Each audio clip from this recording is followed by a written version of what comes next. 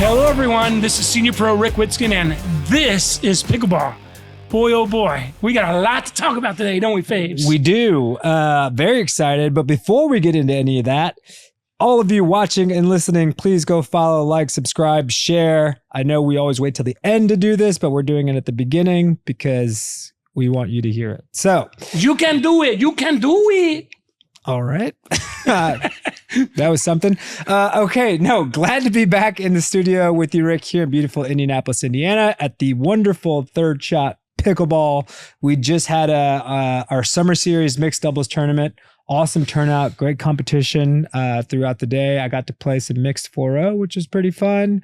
So feeling good, excited to talk about all things MLP, CSP, and then get into some awesome coaching tips from you. So maybe let's start there. Your season with the Indy Drivers just kicked off last week in Chicago at Lifetime. So go ahead and talk about that. What was your experience there? How'd you guys do? Well, first of all, the partnership between MLP and CSP seems like a match made in heaven. It's very early on, but the beauty of seeing these incredible young pros that I've played against a lot, pros that have played against a lot of the players that are in the Premier and the Prime and the Masters. It really was nice to be in the same place, the same time, and quite frankly, sharing the love. I mean, you've got literally mother and son, father and son, Beth Bellamy and Roscoe, Eric on scenes with dad, Jaime, and actually it was shout out to Jaime. I'm glad he's okay. He had a little bit of a health scare and his son was right there. That was a scary moment last weekend. But a health scare at the tournament? Yes. Jaime had some episode with his heart. Man. His son was right there for him, took him immediately to the hospital, and luckily everything checked out well. And I think by the end of the night, Jaime was drinking a Corona. So happy to hear Nothing heals your heart quicker than a Corona, right? And then I had a little episode that was me trying to protect my face from Marco Osorio, former Mexican Davis Cup tennis player, hitting Mach 10 forehands at my face. And I went boom. I started gushing blood, and everyone was wondering if I was okay. Yeah. But, what do I do when I'm not playing pickleball? Well, I'm actually cutting down trees and being Chainsaw Rick and certainly being a lumberjack. So I'm not scared of little blood. Yeah. Probably nicked myself a few times with a chainsaw. So it's all good. But no, beautiful sights and sounds at a MLP CSP. And I have so many memories. Where do you want me to start? Well, let's just dive into the drivers and then we'll kind of extrapolate from there. Extrapolate from there, just kind of bigger picture into the tournament and your experience and kind of how that first event went. So how did the drivers do? I know one of your points didn't make it to ESPN top 10, but it was shot of the weekend for sure. How'd you guys do? Let me go down memory lane for the Indy Drivers. That Phil Cohn and Paula Namias, they're married. And when I approached them to buy a team in our league, they would be the first team in our league. And mind you, we had already had a very generous $500,000 support by a guy named Paul Keener, who lives in Connecticut, thanks to co-founder Michael Chen and connecting us. So this is kind of the root money that started our company. And when I sat down with Phil, who I was giving singles lessons to, he said, sign me up. And so I want to give a shout out and appreciation to him and Paula, who purchased the first team in the NPL formerly. And Phil and Paula were both there.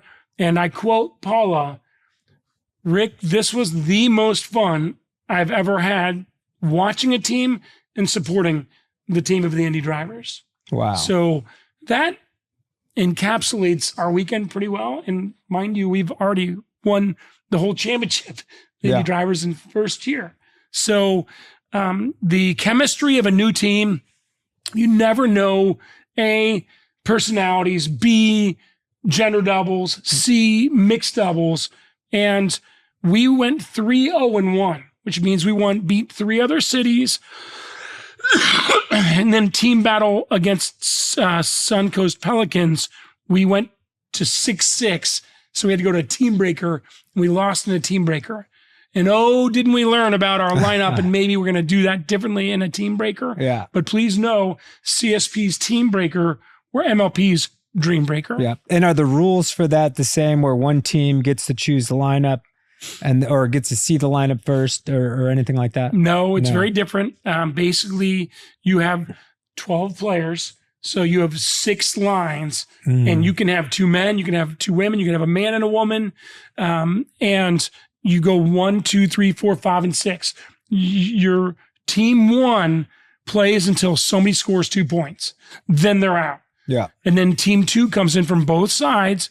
And again, it could be 2 men against a woman and a man. Yeah. Then they play to 4. Then the third line comes in, plays to 6. Fourth line comes to 8. And then fifth line to 10. And then the last one, who gets to 11. Wow. So it's pretty dramatic. There's no singles involved. Yeah. So very different than MLP. And you guys lost that one. We did. Yeah. And it wasn't close. Okay. All right. And that was against the Pelicans. It was. Okay. And talk about, you said new partnerships. Talk about this Indy Drivers team. Give a shout out to your teammates. Who's on the lineup for the Drivers this year? First of all, I've known Jose DeRisi for a long time. We played a bunch together and against each other. He's a great player, and he was my doubles partner at line 1. He's very good at mixed as well, but I just appreciate his support of the league from day one. And Rich Lopez was also my line 1 teammate in year 1 for the Indy Drivers. He's been the longest tenured Indy driver, along with Chad Flynn, who's from Minnesota. So those are 4 of them. And we got 2 new guys named Adam Keywork and Jean, and I don't know his last name because he wasn't there this past weekend, but he will be in Dallas this coming weekend. It's the guys. On the women, you got Karen Kokis Patasic. She's amazing. Great singles player, but man, her doubles and mixed has really come into their own. And then on the women's side, you got veteran 60-year-old Helen Wilhelm. I played mixed with her, and I've played with her many times. She's a great gender and mixed player from Dallas. And then you also have Jen Douglas, who I played mixed with, and she's fantastic. She's from Northern Cal. Boy, we had some great mixed doubles matches. We went undefeated, her and I. And then we have other women that are amazing. Janie McKenna was undefeated. And Janie McKenna, huge shout out to her. And then we also have Lila Rawlings, who has been on the Indy Drivers before, and then Amy Yarbrough from Texas. So we got a great team, very cohesive. Still trying to figure out partnerships, even for Jose and I, who are kind of 2 alphas used to playing the left side. We may mix it up a little bit, but we went 3-0-1, and that's a heck of a weekend. Yeah. And so standings, points, was every team in the league there that weekend? Every team was there. Yeah. Obviously, each team played 4 team battles and either went 4-0, 3-1. Yeah. 2-2, you get it. And so Indy finished 3rd out of 16 teams. Wow. Which is in the money, because the money each weekend pays out 1st, 2nd, and 3rd, as you can imagine. So we play 4 totally different teams this weekend in Dallas, and we're excited for that. And we're going to tweak our lineup some more. And, ultimately the whole goal, Fabian, is to be peaking by weekend 5, championship weekend, where the bulk of the money is on the line. Yeah. And so everybody makes it there. How does that work? Everybody makes it, but you get seeded, right? Okay, yeah. So your top 4 seed, it means you're playing, team 13 through 16. That's a huge benefit versus if you're right there in the middle, you're playing 2 teams that have had a lot of success yet. Seeding matters. Yeah. You know that. And where is week 5 at? Where's that tournament? That's in Dallas, back in Dallas, if you can believe it. And that's during your championships. Okay, so that's at Worlds. Yeah. Ooh, okay. Yeah. All right. Look out for content. So will you be watching us, or we're going to watch you? Both. A little bit of both? It better be a little bit of both. Yeah, I may even wear an Indy Drivers Rick Witzkin jersey while I'm on the court to represent. That's awesome. Thank you for that recap. Now, kind of bigger picture. I mentioned this before we started the podcast, but just it's so great to see with this new partnership that is formed between the CSP and MLP. It's like now you're starting to see on Pickleball TV some of this great storytelling that we started to see just from the different programming that they started to offer. They're airing that Shock and Awe series from the St. Louis Shock, which is really great. And that's all happening in real time. There's tournaments on the weekends. Those episodes go live on Wednesdays. And now we've got Beth Bellamy's team, the LA Extreme, kind of doing the same thing. So it's like, I think that in itself is just worth it for this partnership in a sense. Maybe not entirely. I'm sure everybody wants more money and more exposure, but like the fact that we're bringing more eyeballs to this league and to all the great players that are there is incredible. And this is just the first step in many steps that I can see coming forward. But to see that team be the first one to do it makes me excited for other teams like the Drivers or the Pelicans or the Tsunami, who you played for last year, to also be able to do the same thing and put their players on a platform and bring new eyeballs to this world of senior pro pickleball.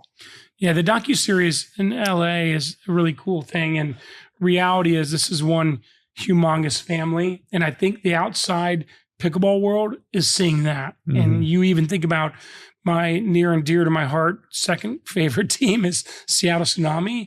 And what they just did this past weekend, they had former NBA player Sean Kemp. Yeah. They had Marshawn Lynch. I don't know if you remember him. You're a little young, but that was incredible running back for the Seahawks, right?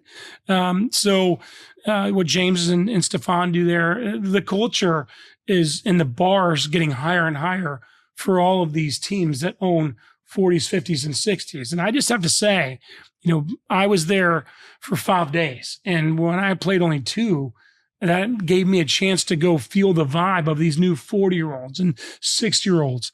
And the level of appreciation was off the charts. And by the way, shout out to our CSP co-owner, Adam Kahn, who's on the 16 over team. And he's his team, I believe, went undefeated. So, and who is that? He's Adam Kahn. No. Which team? Oh boy, I want to say he's on Denver's team, but I know he had a great weekend. And our Indianapolis people, John Morin, is in the league, and his team was in the money, and he tied for first, along with Heather Iffert Clark, who's from Indy as well. You got Mark Wilder from Indy. It's fun to do a picture and communicate with them. We got a lot of Indy people, and quite frankly, I know the Indy owner wants to maybe jump into 40s and 60s. So you look at the 40s, 50s, and 60s town, you have Alex Gauthier, pro here over at Pickle on Penn. He played in the 40s, did amazingly well.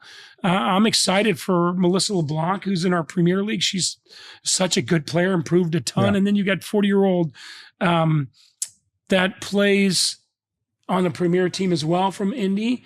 And I'm blanking on her name, but I might come up with it later. We'll edit it in later. Don't worry about it. Sounds good. We won't forget about you. Yeah. And it was awesome. So I was out there. I was going to go, grab a bunch of content for the channel, and ended up having to cut the trip short due to a medical, not emergency, but just one of my kiddos ended up having a fever. So I had to come back for that kind of the same night, but did have the opportunity to run into a bunch of podcast alums. So saw Danielle Towns in there, which is great to meet her for the first time. Brooke Buckner was there, saw her, had a very interesting, and I don't know if you saw this video, but I had a great interaction, maybe great for me, interaction with Christian Alshon. Did you hear about this?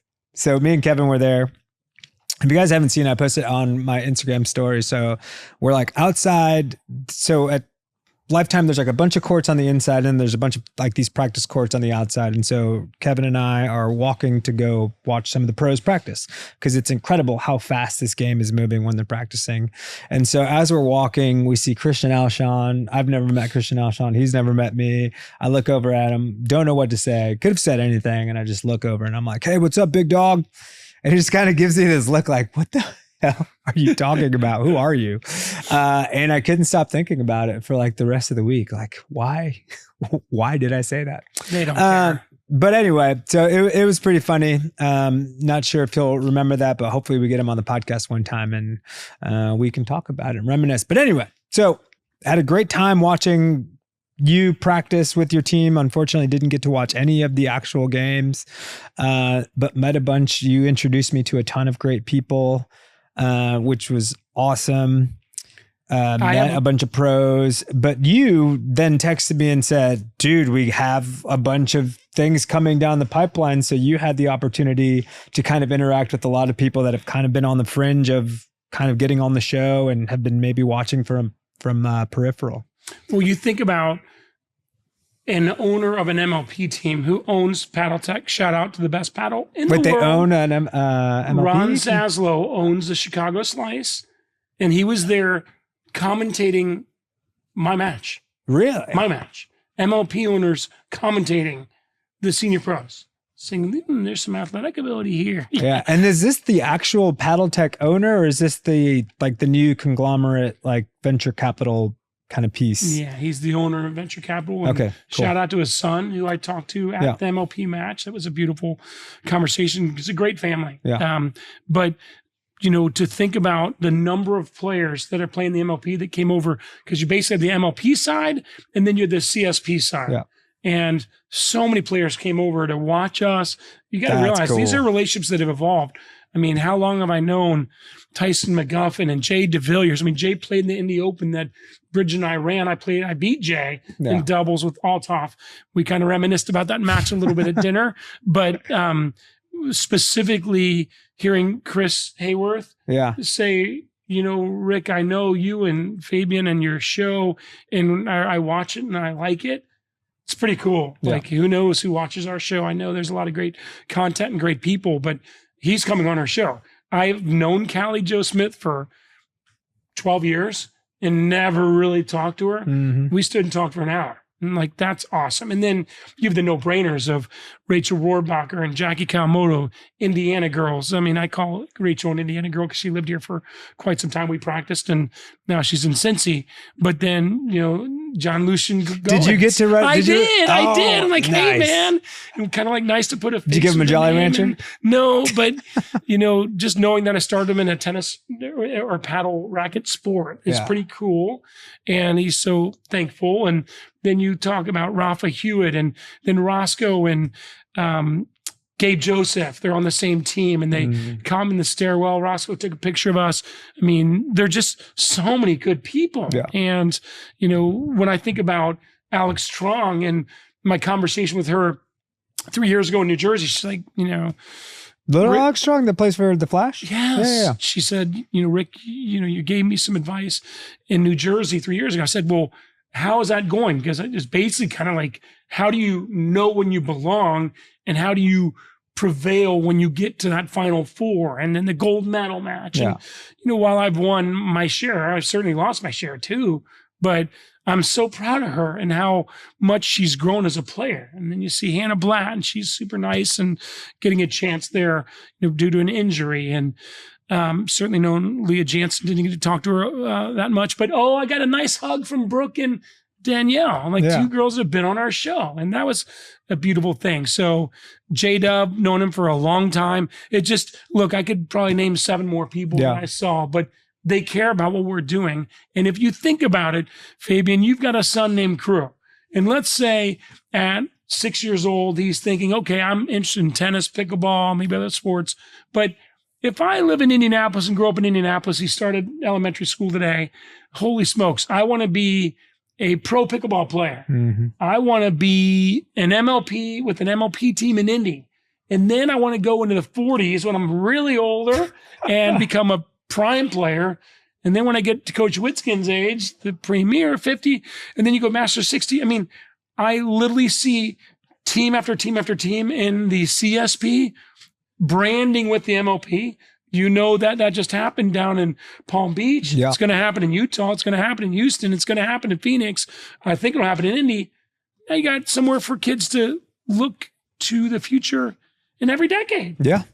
Yeah. And I mean, I hope that kind of like, and we probably have touched on this before, but that the long-term vision is this feeds, right? Like the current pros now playing an MLP then see this like not exit strategy because you're not leaving the game, but like this thing at the end of the tunnel being like, okay, there is still somewhere for me to continue to play if I want to choose to do that, right? Some may burn out, but other people want to see this as a lifelong opportunity. And more money will come, more eyeballs will come. And I think it's so awesome that there was that many interactions and to hear that there was the younger players coming to watch the older guys and gals, and vice versa. That's awesome. And I'm very bummed that I didn't get to actually watch any of the matches. Me too. And when you think about the 40s, you've got a stud like Morgan Evans playing, and he's really well known and has done really great things. I think when the serve and the flipping out of the fingers, I think that hurt his game a little bit, but great player, Brett Butcher. But then you have Susanna Barr. She was on our show. Like she's literally on the 40s team. And I'm super excited about that. She's in Seattle. And then you look at my mixed doubles partner that I got silver with. Her name, she's a doctor, and her name's Nicole Pitts. Yeah. And she plays for Austin. Her team won it. And then you look at the 50s, obviously you've got Dave Weinbach, who's legendary, and then you think about the up and coming incredible stars of Yusef Bouzidi, Sherry Corder, Carolina Lopez. I mean, there's so many names I could mention. I'm probably stupid for mentioning them, but. And so right now, as it sits, when you guys play, like, how does that differ than like MLP pros that have contracts, they're going there to play? A lot of this travel is coming out of your own pocket. Yes, no. Like, how does that work for players? It depends how strong you are and how highly regarded you are as a top player and a team player. Mm-hmm. And, you look at teams that have two incredible players like Tommy Ho and Carolina Lopez. They went 8-0, and that's incredible. And, they get compensated by the league and by their team. Okay. And you look at Yusef Bouzidi and Sherry Corder, they're two of the top, if not the top, men, women, and same thing. So they clearly don't have to pay to play in our league. Yeah. But 80% of the players pay to be in the league, and they get to play with the best players. And right. And so, I mean, so it's similar, right? Like, I think that you go down the tiered list of people that are playing in MLP, and I think it's probably somewhat similar. But I only bring that up because I think it's going to be interesting when we see that first crossover from a really well-known pro, maybe a Matt Wright, who's already at an age to be playing in what is the 40s called? The prime. The prime, right? Will eventually be able to play here in the next 2-3 years in the Premier League. And then I don't know how old AJ Kohler is, but he's in his mid to high 30s, right? So that's knocking on the door. Did you have an opportunity? I mean, Matt doesn't play MLP, but AJ does. Did you get an opportunity to talk to him about any of that? I did talk to AJ. Probably have a hot take from AJ because I just was curious. I really like Megan Dizon. She and I were supposed to play split age and it didn't work out, but I knew he had a relationship with her. And I asked, like, are you guys not together? Because I feel like I'm not seeing as much. He's like, great girl, great friends.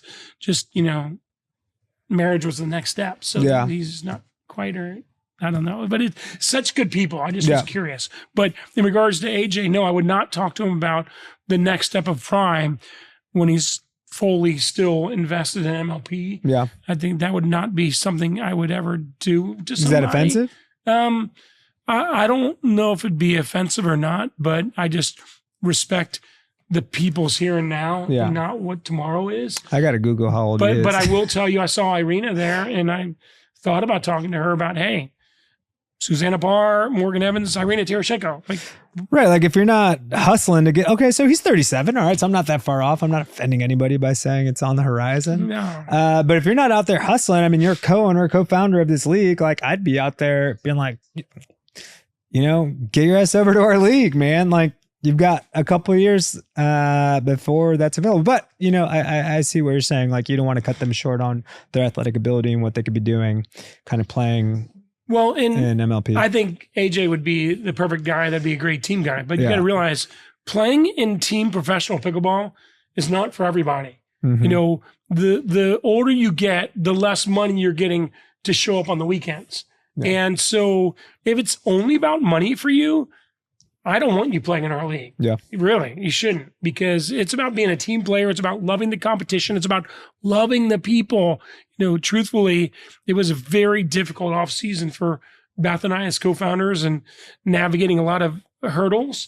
But being back in that ambiance of so many good people with so much love and passion and growth and experiences and commitment to our league. There's a lot of people that have given a lot to this league for free. Yeah. So I think you learn so much about people, Fabian. Literally doesn't matter if you're MLP or Prime, Premier, Masters.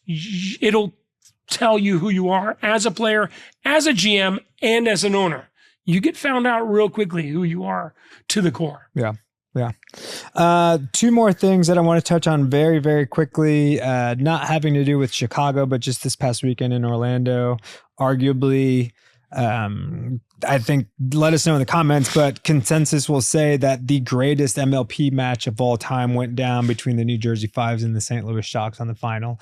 1-1 seed, the mixed doubles match, Hayden and Anna Bright versus Annalie Waters and Noe Cliff was incredible. I mean, back and forth, it ended 15-13, and each time you thought the one team was out, they came back. You have to go watch it. It's well worth your time. That was incredible. And then 13-year-old standout, Elsie Hendershot, winning in a dream breaker in like 20, I think it was 23 or 24, 22, something like that. But just do or die, make or break.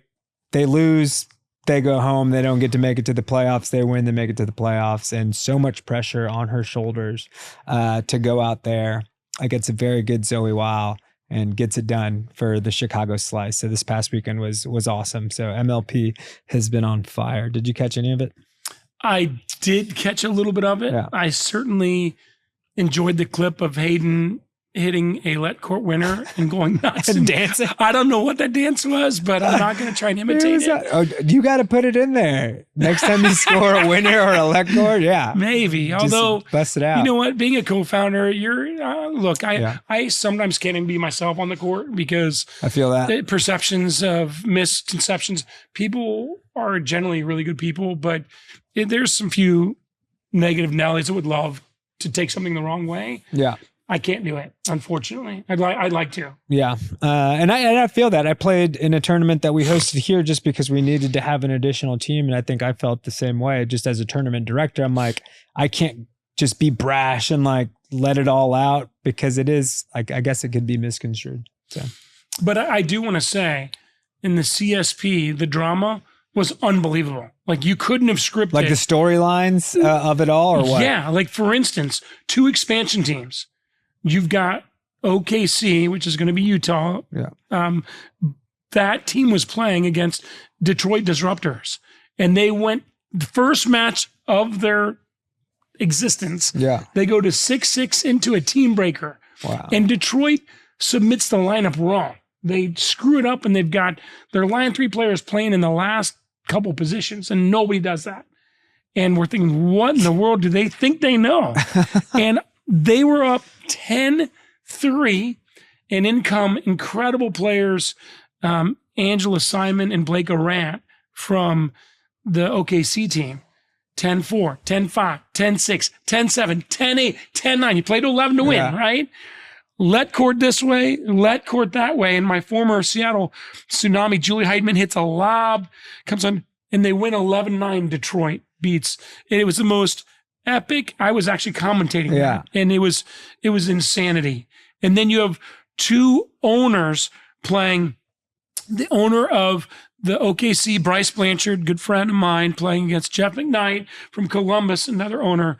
They were playing line 3, and Jeff was up 8-10 in the third. It was critical in their match. It was mixed doubles, and Bryce and came back and won 11-10. Wow. And I think actually it was not mixed doubles, it was men's doubles. But to see Bryce out there, invest in the league, trust me, it's stressful being a co-founder and a player. I'm sure being an owner and a player is stressful too. So seeing Jeff and Bryce go at it, it was really fun, a lot of drama. And when we played our team breaker, personally, when Indy played the Suncoast Pelicans, I saw Jackie Kawamoto. I saw Chris Ashworth. We had a number of MLP players watching our team. That's awesome. So it's pretty cool. Lots of drama all around. Wonderful. Well, excited for you to go to Dallas. Good luck on all your games there. And we will certainly recap that when you get back. Good to know that you're dusting off the commentating skills. Big news coming on that. Stay tuned. We've got freaking huge news that I'm so excited. How excited are you to share this news that we've got coming down the pipeline? Do our listeners deserve it? 100%. Then I'm really excited. I'm really excited. Yes, that's going to be huge news. So hopefully we'll be announcing something before the end of the month. Stay tuned. Guess what it is? I don't know. Can you? Maybe, maybe not. But it's going to be huge. In the comments below, let us know. That's what the producer's saying in the comments. Okay, so we're going to transition to some We don't have a signature shot. We already know it's the grunty slice from Rick. Mine is the shot into the net. That's my signature shot, right into the net. Wait, I might have a new shot because didn't it almost make the ESPN highlights? So yeah, okay, yes, explain that. So you can see it kind of anywhere. What was happening in that moment? You were just protecting yourself again? I would like to first tell our listeners, don't try this at home. Okay, I'm literally having rockets hit at my face by my good friend Marco Osorio, who gashed me in the nose. Yeah. But I'm literally seeing that he's getting ready to attack me. And I see it out of the corner of my eye. I look, my arms flail. I don't even know how I did it, but it literally was like a no-look reflex that he couldn't see at 8-all in the third. Huge match. Wow. And I knew that I did something different that I've never done before. Yeah. Literally flipping my paddle in 3 different ways to like catch it without looking. And then I came back. I was talking to Danny Werfel about this. And that was a winner, right? It deflected, stayed in bounds, and was a winner. Yeah, it was. And my second best shot was literally the point next to that. But then they got a let court and we lost a super close match. But anyway, signature shot. I hope I can make that my signature shot. The no look, spin the paddle 3 times and hit where they can't. Deflected into the winner. Yes.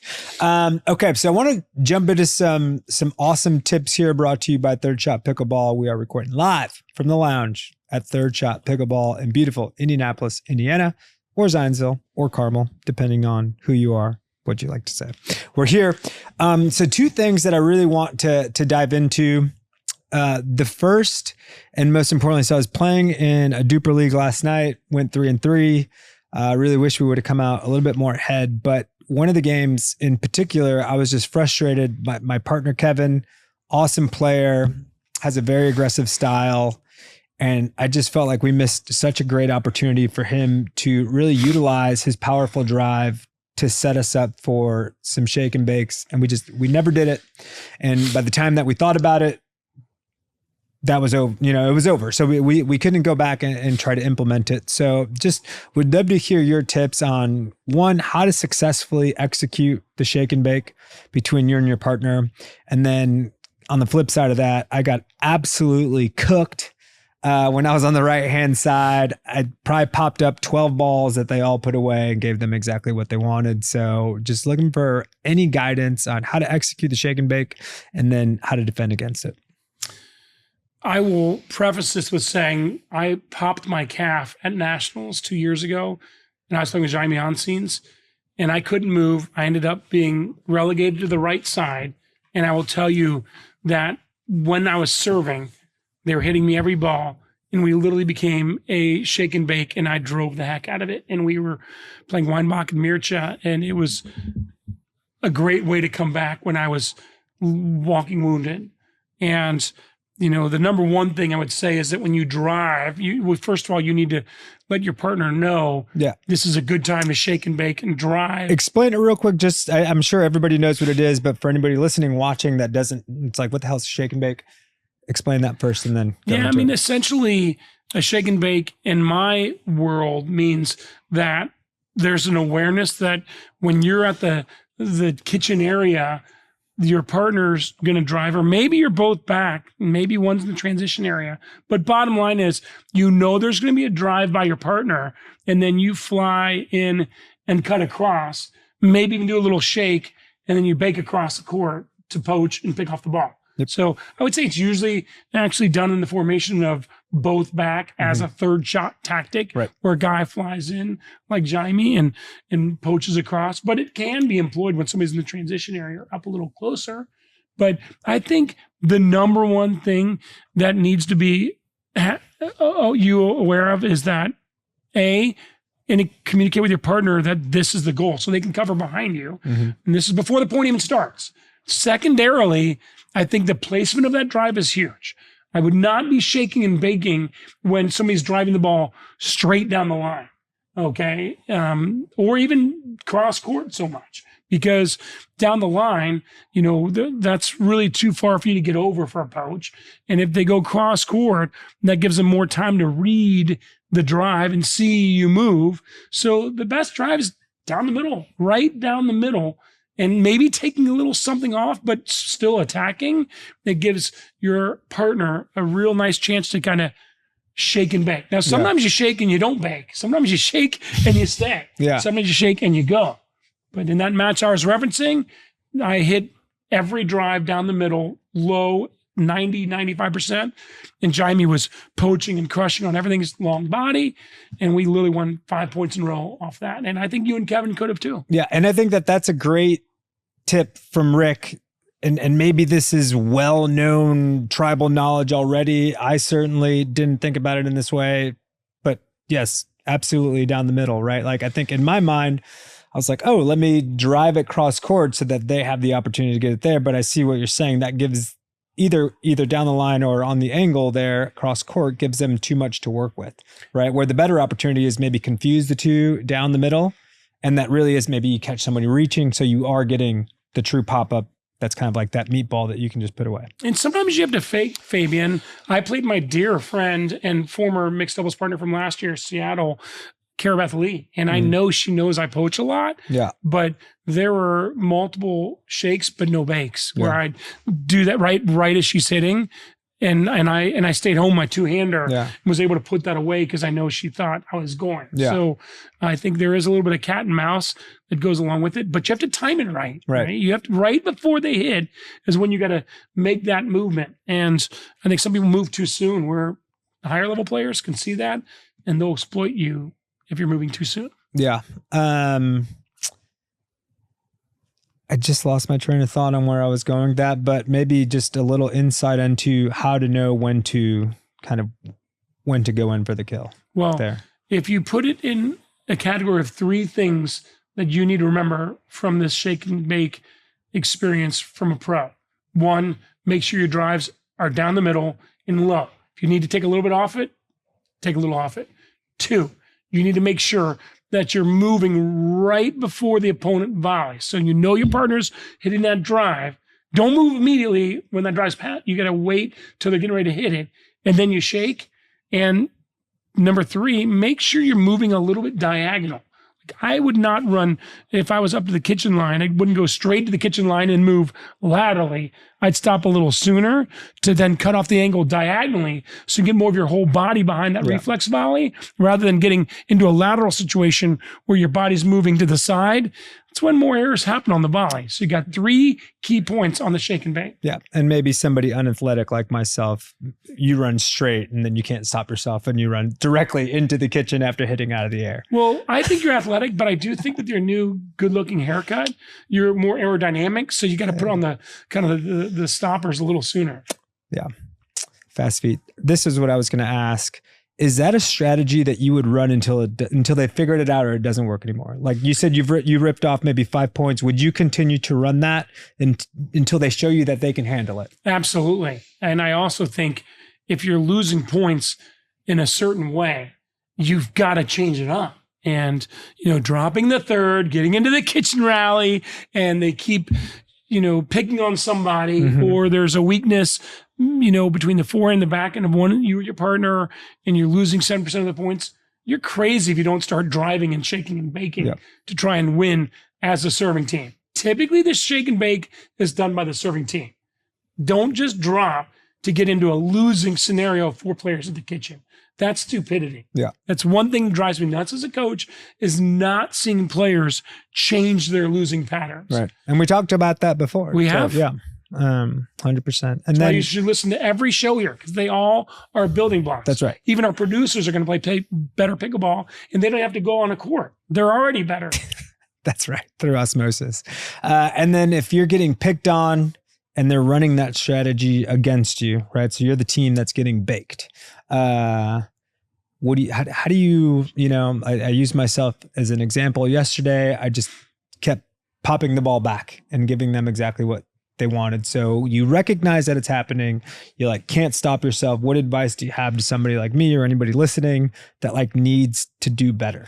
When you're getting that shake and bake and that confusion's happening against you and it's tough, you got to really start thinking about maneuvering your wrist angle and your hand angle to where that ball is coming off your volley in a very linear and somewhat downward over that net. Because if they shake and bake and they guess right, but you're still getting that ball somewhat down, then it's hard for them to win the point off that ball. They might get it, but then you're in a sparring war. Whereas too many times when people shake and bake, the opposition are a little flustered and they're a little open, and the ball pops up a little bit, which then they come for the kill. So I'd say start turning your paddle angle down, close the face, and it's okay if you miss a volley or two in the top of the net, because you want them to stop their effectiveness of the shake and bake, because more of those will go over and be lower point of contacts for them. You can change the narrative. And then do you think that there's like a paddle position readiness thing that's happening where maybe I'm keeping, and I'll have to review the tape, but am I keeping maybe the paddle too close to my body versus out in front of me to where I'm reacting late? Like I see it coming and then I go and that's what's causing the pop up? Like obviously without you seeing me do it. I understand what you're saying though. When you react slower, your paddle's more open. It pops it up more. When you start in and you go to out, you're way more likely to get that ball down. My guess is that you're starting out a little bit, but then your paddle's kind of bracing for the backhand. That's why I see it all the time. People brace for the backhands, their elbows chicken wing a little bit, and never are they extended when they strike. So it pops it up and their opponents get a cash in on that. So stay more coiled and tucked in. You're a Cobra striking the ball to counter against, what is it called? The shake and bake. Counter the shake and bake by being a Cobra. You're in here and turn that wrist, turn that knuckle into level or slightly closed, and you can counter it. You're only going to get this information here at This Is Pickleball.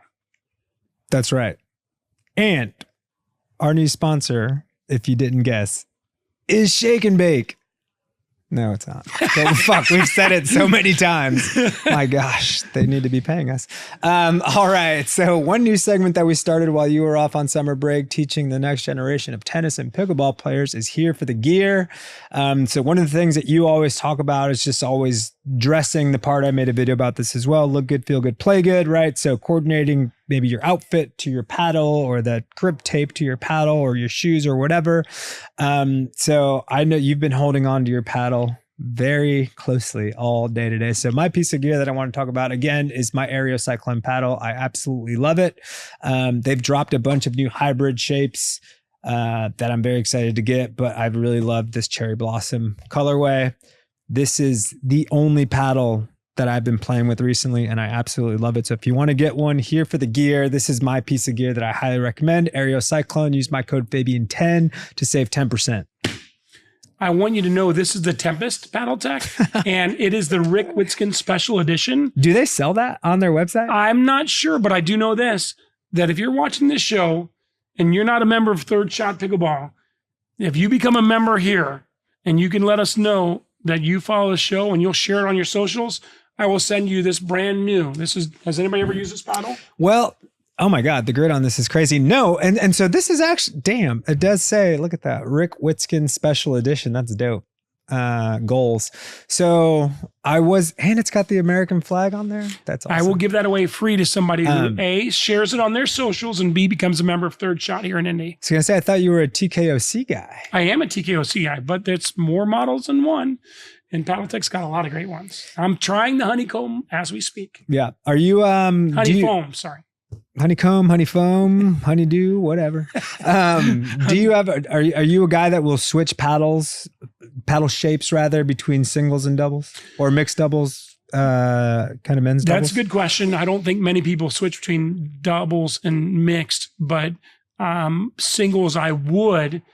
My first foray into honeyfoam tells me a more lively, vivacious singles type paddle, where I stick with the TKOC in the gender and mixed. Yeah.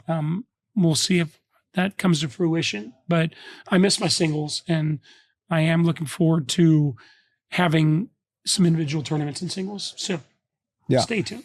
Stay tuned. I think that's all you got for me. Anything else that we maybe want to shout out before we get out of here? I just want to say thank you for all the listeners, and the Ripskin story is very special to me. So those of you that wear your Ripskin wristbands and hats, from the heart, I miss your brother, Todd Witzkin. Good luck to Ben Shelton, that's playing in Canada, defending his title, and then on to the Cincinnati.